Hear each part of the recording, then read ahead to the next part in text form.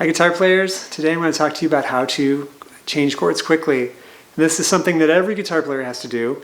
Something that, and I think we all struggle with it, maybe on different chords. If you're just starting out, you might struggle to play G, C, and D, or if you've been playing for a while and maybe you're playing some guitar tab from some advanced guitar player and you come and they've got some crazy chords in there and you're trying to play them and when you come to that chord change, you can't get it. And so the exercise is, that really helps with this is actually doing kind of a rapid fire chord change back and forth between two chords you're trying to learn. And the reason this works is that because changing chords is all about one thing, and that is muscle memory. It doesn't matter if you know the chord in your mind. You should know the chord. You should know where your fingers go. But just knowing where they go doesn't actually make it so you can change chords quickly. And proof of this is, there's been times I pick up a left-handed guitar and I know how to play a G chord, but when my fingers go to try to do it, they're like, they just feel so awkward and I can't change between a G and a C. I mean, it's like I've never touched a guitar before, even though my mind knows where they go. My hands don't have a clue what they're doing. So muscle memory is what it's all about. And so the problem is for us guitar players is a lot of times if we're playing through a song, sometimes I'll get some tab from some, really advanced guitar player and I'll try to play their song and then maybe I'll be doing fine and then I come to a couple chords that I don't know and I stumble and I struggle with that and all of a sudden I can't play the song. And so what my tendency is to play through the song and I get to those chords and I struggle and then I keep going. And if I only practice those chords when I get to them in the song, it's going to take me a long time to learn them because if I play this through a song and I hit those chords 2 or 3 times, well, I've just got 2 or 3 reps, of changes.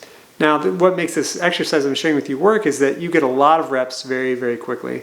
So for example, what I'm going to do today is I'm going to set my timer for 60 seconds, and then I'm going to play 2 difficult chords here. I'm going to play kind of an up the neck C chord and an up the neck D chord. And these chords, they're difficult for me at least. I never play them. And so my fingers struggled to find where to go. And so what I'm going to do is I'm going to stop the camera and I'm going to do several of these 60-second exercises, and I'll come back and share the results with you. All right, I'm back. I just went and did 6 of these 60-second exercises with this chord change here.